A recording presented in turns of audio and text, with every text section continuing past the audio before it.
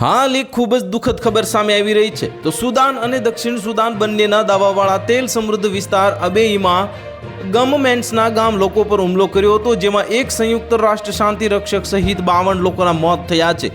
આ સાથે 64 લોકો ઘાયલ થયા છે। આ વિસ્તારમાં એક અધિકારીએ 28 જાન્યુઆરીના રોજ આ અંગે એક જાણકારી આપી છે। અબેઈના માહિતી પ્રધાન બેઇલિસ કોચે ધ એસોસિએટેડ પ્રેસ એપી ને એબીના ટેલિફોન ઇન્ટરવ્યુમાં જણાવ્યું હતું કે શનિવારે સાંજે થયેલા હુમલાનો હેતુ સ્પષ્ટ નથી, પરંતુ તે જમીન વિવાદ સાથે સંબંધિત હોવાની શંકા છે। આ વિસ્તારમાં ઘાતક વંશીય હિંસાની ઘટનાઓ સામાન્ય રહી છે। કોઈ કોચે જણાવ્યું હતું કે શનિવારની હિંસામાં હુમલાખોરો નુઅર જનજાતિના સશસ્ત્ર યુવાનો હતા, જેઓ ગયા વર્ષે તેમના વિસ્તારોમાં આવેલા પૂરના કારણે વરાપ રાજ્યમાં ભાગી ગયા હતા।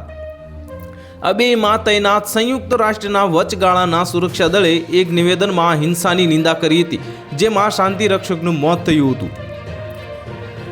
યુનિફસાએ પુષ્ટિ કરી હતી કે નઈ કુનવા, માજબોંગ અને ખડિયાન વિસ્તારોમાં આંતર સાંપ્રદાયિક અથડામણો થઈ, જેના પરિણામે જાનહાનિ થઈ અને નાગરિકોને યુનિસ્ફા સુવિધાઓમાં ખસેડવામાં આવ્યા હતા।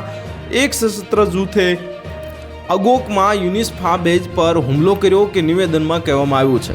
તો હાલ માટે આટલું જ, મળીશું નવી અપડેટ સાથે। જો તમને અમારા વિડીયો પસંદ આવતો હોય તો વિડીયોને લાઇક કરી દેજો, ચેનલને સબસ્ક્રાઇબ કરી બાજુમાં આવેલા બેલ આઇકનને દબાવી દો, જેથી તમને આવા સમાચારની અપડેટ મળતી રહે।